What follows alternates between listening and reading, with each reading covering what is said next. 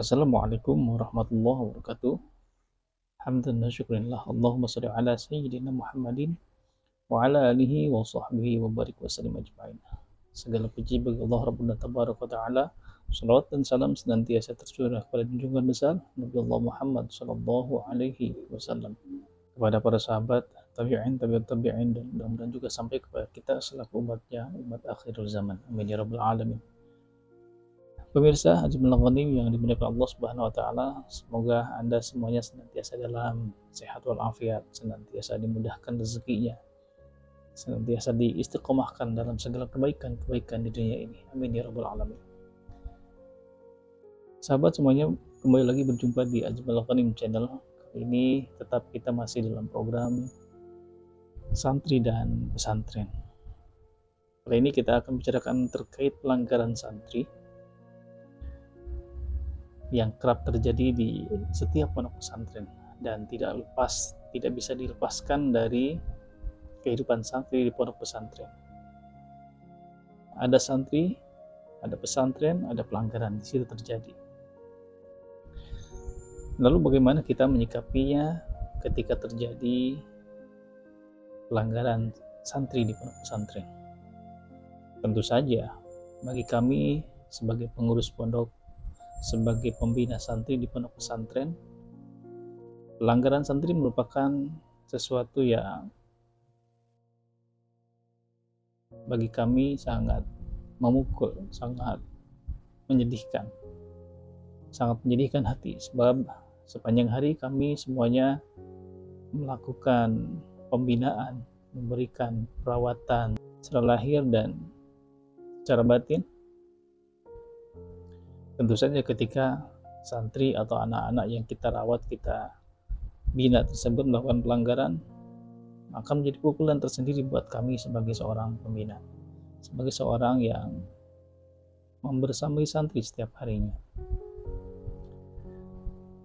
Dan itu akan menjadi catatan kami untuk menjadi bahan evaluasi di kemudian hari, ketika santri-santri tersebut menjalani kehidupannya. Jangan sampai kemudian hari terjadi lagi pelanggaran-pelanggaran tersebut.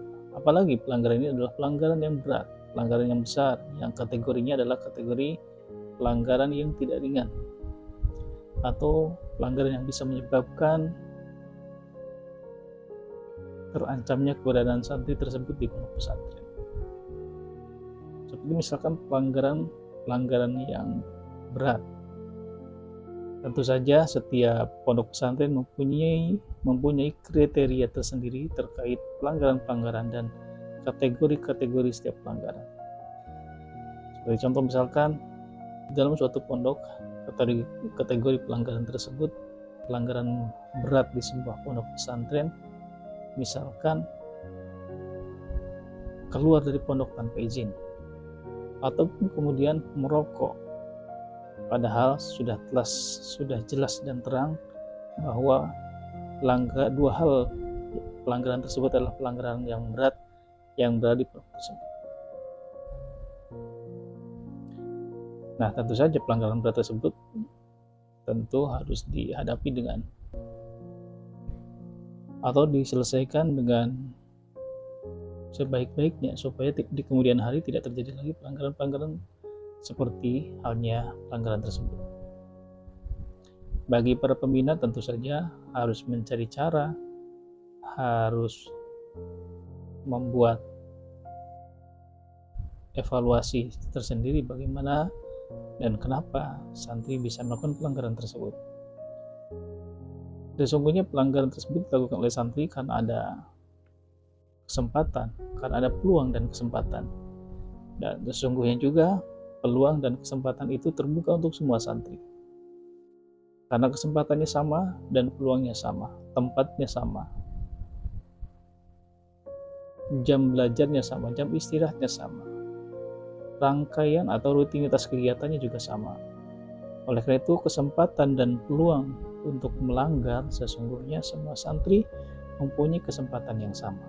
Tetapi pada faktanya memang pelanggaran tersebut dilakukan tidak oleh semua santri, tetapi hanya sebagian santri atau hanya segelintir santri saja yang tidak mentaati peraturan. Atau bahkan sebetulnya uh, mencoba-coba untuk melanggar. Dan sesungguhnya ketika santri melakukan pelanggaran, maka dia sesungguhnya sedang tidak menghargai para pengurus dan guru-gurunya. Ketika santri melakukan pelanggaran, sesungguhnya dia sedang su'ul adab, sesungguhnya santri tersebut sedang berperilaku tidak baik kepada guru-gurunya, kepada para pengurusnya di pondok pesantren. Maka perlu ditegakkan atau perlu adanya penegakan atas perilaku melanggar tersebut, supaya tidak menjadi contoh atau tidak diikuti oleh santri-santri yang lainnya.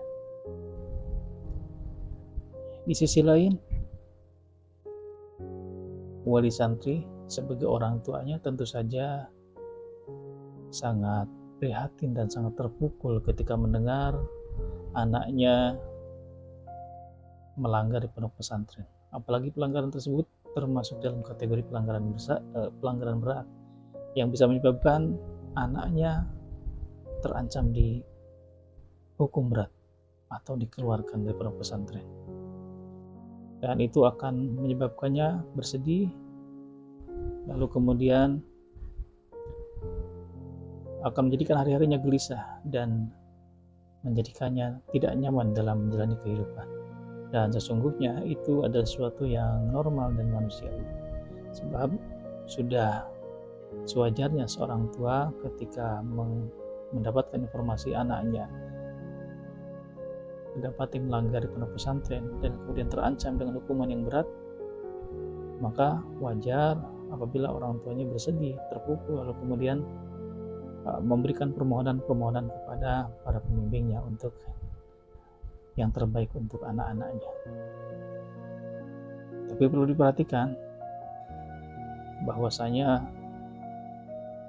pelanggaran tersebut sekali lagi dilakukan bukan karena, tapi pelanggaran tersebut tentu saja berasal dari niat dan kemauan santri tersebut, sehingga kemudian tidak patut juga kita sebagai orang tua untuk berprasangka buruk terhadap pondok, terhadap para pengurus atas terjadinya pelanggaran yang dilakukan oleh anak-anak kita. Sebab tentu saja para pengurus, para ustadz dan pembimbing yang ada di pondok pesantren sudah berusaha dengan sepenuh tenaga, dengan sebenar-benarnya untuk mengawal, untuk membersamai dan membimbing para santri untuk tetap berada di jalur yang benar, di jalur kedisiplinan dan ketertiban yang sudah dicanangkan oleh para pengurus pondok. Oleh karena itu, ketika kita sebagai orang tua, sebagai wali santri mendapat kabar tentang pelanggaran yang dilakukan oleh anak kita, dan pelanggaran tersebut adalah pelanggaran yang berat, yang akan menyebabkan terjadinya hukuman yang berat untuk anaknya, maka sikap yang perlu dilakukan oleh wali santri atau orang tua santri adalah ikhlas dan tawakal, menyerahkan semuanya kepada para pengurus pondok apapun yang terjadi, dan mudah-mudahan kita sebagai wali santri tentu berharap yang terbaik untuk anak-anak kita. Tapi tentu saja pondok pun, pesantren pun tidak serta-merta menghukumi tanpa adanya hisab, perhitungan, atau tanpa adanya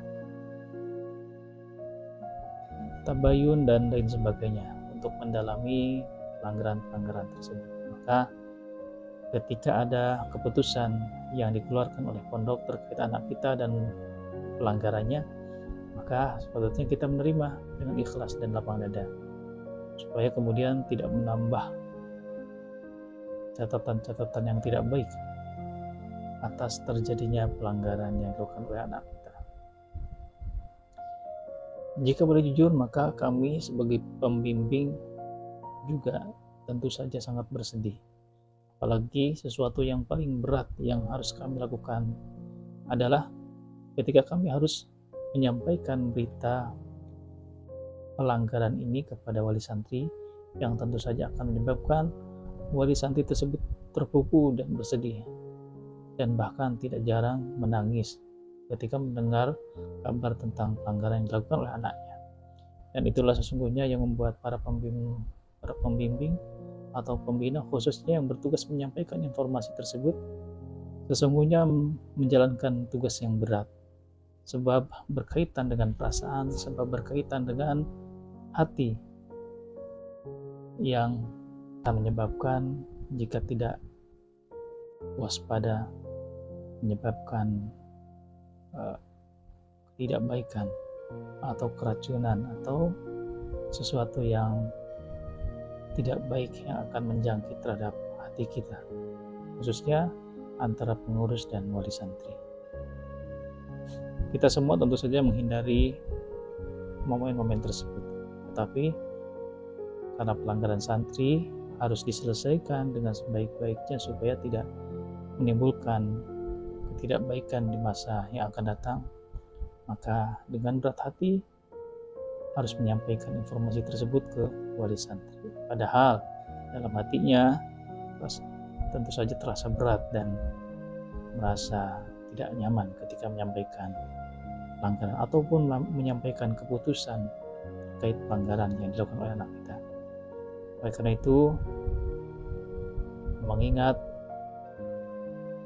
pelanggaran yang dilakukan oleh anak-anak kita di pondok pesantren, sikap yang terbaik yang perlu kita lakukan adalah kita tetap menerima dengan ikhlas lapang dada dan tetap menanamkan husnuzon, prasangka baik dalam hati kita terhadap para pengurus, terhadap para ustadz yang ada di pondok pesantren.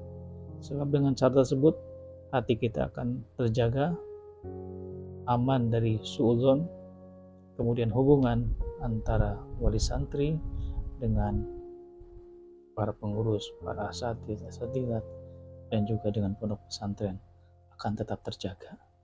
Walaupun pahit barangkali yang dirasakan ketika anaknya ternyata atau terpaksa mendapatkan hukuman yang paling menyakitkan, hukuman yang paling berat, yakni hukuman dikeluarkan dari pondok pesantren. Tapi tentu saja ini adalah jalan yang terbaik dari Allah untuk semuanya. Tentu saja tidak ada yang lepas dari andilnya Allah dalam kehidupan kita semuanya, termasuk yang terjadi dalam pondok pesantren.